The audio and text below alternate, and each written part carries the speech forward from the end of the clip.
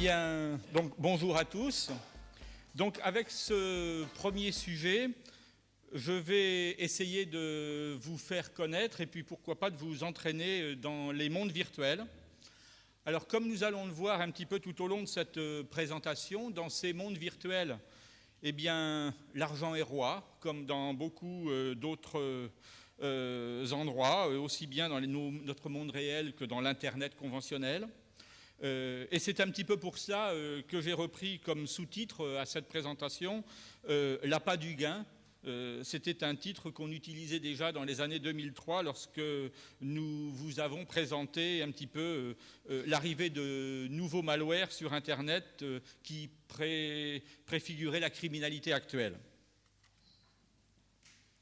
Donc, les univers virtuels, eh bien, ne pas confondre les univers virtuels avec les jeux vidéo d'une part et les réseaux sociaux d'autre part. Les réseaux sociaux, vous en avez déjà entendu parler, bien entendu, on en parlera tout à l'heure au cours de cette conférence. MySpace, Viadeo.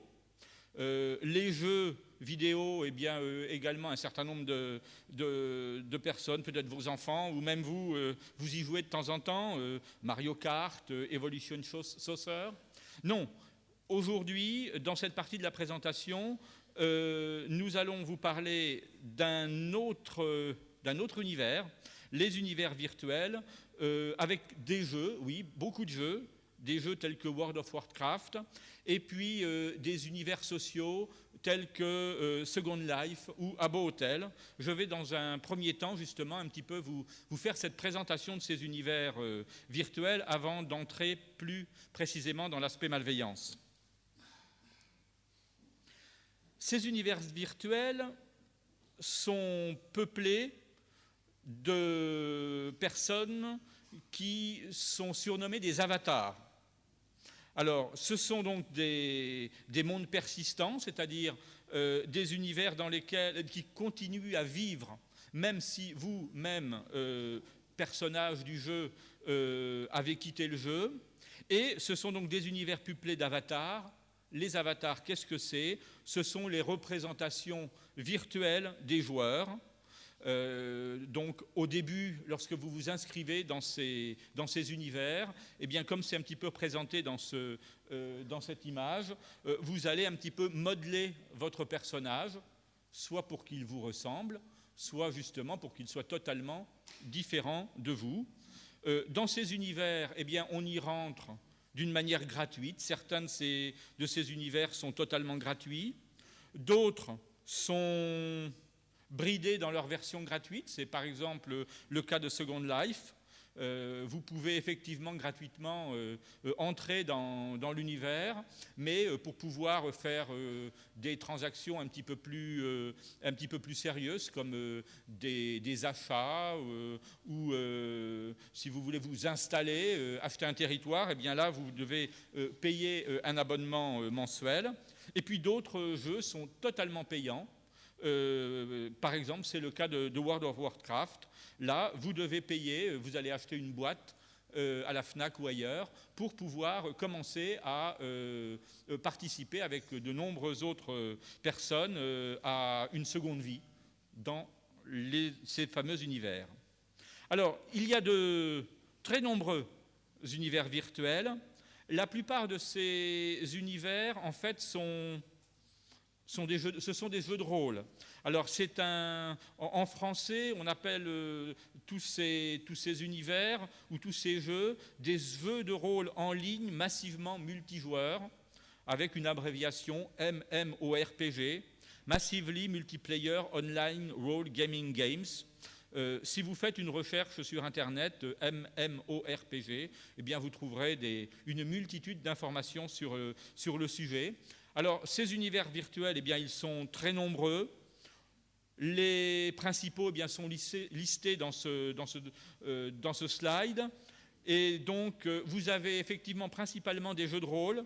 Alors, des jeux de rôle de type, on appelle ça en anglais du fantasy, c'est-à-dire des univers mythiques qui sont peuplés de héros, de guerriers, il y a de la magie, il y a de la sorcellerie. Donc c'est vraiment la majorité de ces univers, avec en tête de liste le fameux World of Warcraft, on en reparlera tout à l'heure, mais également vous avez Lineage 2, donc un certain nombre de jeux de rôle donc, dans ces fameux univers mythiques. Vous avez également quelques jeux dans des univers de science-fiction. Alors là, vous n'êtes plus dans des univers médiévaux, mais vous êtes 100 ans, 200 ans, 300 ans en avant. Alors c'est par exemple le jeu Entropia Univers. Et puis vous avez également donc des univers qui se rapprochent un petit peu des réseaux sociaux, tels que Second Life, où là, vous ne risquez pas votre vie à chaque carrefour, puisque vous pouvez simplement vous y promener, on va dire ça comme ça. Donc de très nombreux univers virtuels, on en recense à peu près, je vois ici, je vous ai écrit 122, donc de très nombreux univers. Certains sont beaucoup plus habités que d'autres. On va reprendre donc les principaux. Donc World of Warcraft, ils annoncent plus de 8 millions de comptes payants. Vous avez également Second Life. Second Life, lui, de son côté, annonce environ 9 millions de comptes, mais c'est un fait que certains de ces comptes ne sont plus actifs et que vous avez à peu près peut-être 4 millions de comptes qui sont en activité, et puis peut-être simplement une centaine de mille parmi eux qui sont des comptes payants, c'est-à-dire là des comptes premium, ils appellent ça comme cela, comptes premium, qui peuvent, avec lesquels vous pouvez avoir toutes les possibilités d'activité au sein de ces univers. Alors tous ces chiffres sont vraiment ridicules par rapport à ce qui se passe par exemple en Corée. C'est un petit peu pour ça que nous avons voulu aujourd'hui vous présenter les mondes virtuels, pour vous montrer que c'est quelque chose qui arrive seulement en Europe et peut-être même aux États-Unis. Mais par exemple, vous avez donc la Corée, je vous disais, SeaWorld, c'est un univers virtuel pour les ados et même plus en Corée. Cet univers compterait 60 millions d'inscrits. C'est un univers qui est à peu près arrivé à fédérer presque 90% des 24-29 ans du pays. Et donc, c'est quelque chose d'assez incroyable. Et on l'a vu un petit peu dans un slide précédent. Ça là pourrait petit à petit arriver en France et en Europe, puisque Gartner annonçait qu'environ 80% peut-être des internautes dans les années 2011 seraient inscrits à tel ou tel univers virtuel. Alors, tous ces univers, bien entendu, et là on va bientôt arriver dans le vif du sujet, sont dotés de leur propre monnaie. Bien entendu, monnaie virtuelle. Mais monnaie virtuelle avec un taux de change en euros et en dollars. Et bien entendu, dans ces univers virtuels, sans argent, rien n'est possible. Ça va peut-être vous étonner, mais sur Second Life, par exemple, la guerre des marques fait rage. Alors, je vais vous citer quelques marques, je ne sais pas si j'ai vraiment le droit, mais le président du CLISIF m'en excusera. Nike, par exemple, Adidas vendent des chaussures. Pontiac et Toyota, ils vendent des voitures. Alors, bien entendu, ce sont des chaussures virtuelles et des voitures virtuelles. Vous avez des agents de sécurité, vous avez des hommes sandwich, vous avez des escort girls. Et ces escort girls se font rémunérer. Une danseuse dans une boîte de nuit va verser 20% de ses gains à son patron. Plus d'1,5 million de dollars changent de main chaque jour, rien que sur Second Life.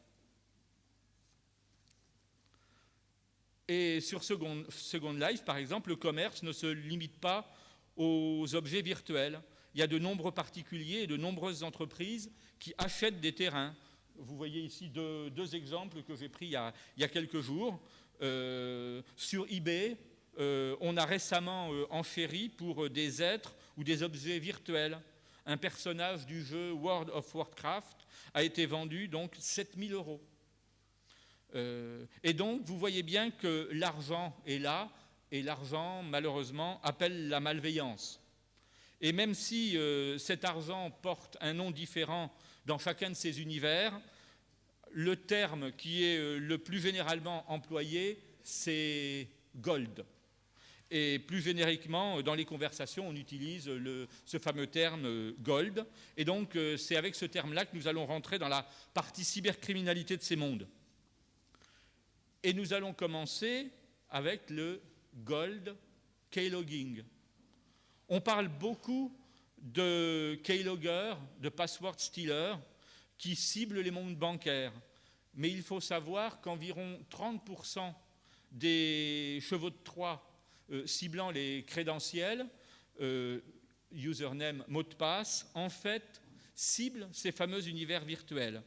Parce que de nombreux criminels sont à la recherche également de pseudos et de mots de passe pour pouvoir entrer dans ces univers et pour pouvoir essayer de voler des éléments virtuels.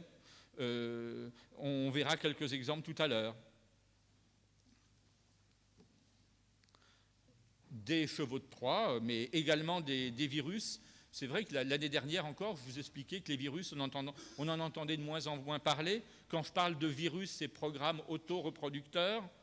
On en a quand même vu un certain nombre en 2007. Et tous les virus qui ont un petit peu fait parler d'eux, en particulier Phyllis ou Fujax, étaient des virus qui ciblaient ces mondes virtuels.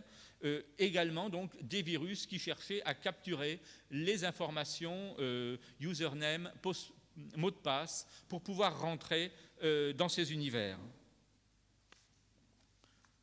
Phishing appelle gold phishing. Au début du mois de novembre 2007, un jeune Hollandais a été arrêté pour un vol de meubles virtuels. C'était dans le jeu ou dans l'univers Habbo Hotel, où vous pouvez louer une chambre et puis la meubler. Mais pour la meubler, il vous faut acheter des meubles avec de l'argent réel que vous allez, par un taux de change, transformer en argent virtuel. Eh bien, avec 5 de ses copains, il avait créé un site miroir, un petit peu comme ce qui se fait dans le phishing normal, et il avait réussi à rentrer sur le compte de cette personne et voler pour 4 000 € d'immeubles. Un petit E, tiré meuble.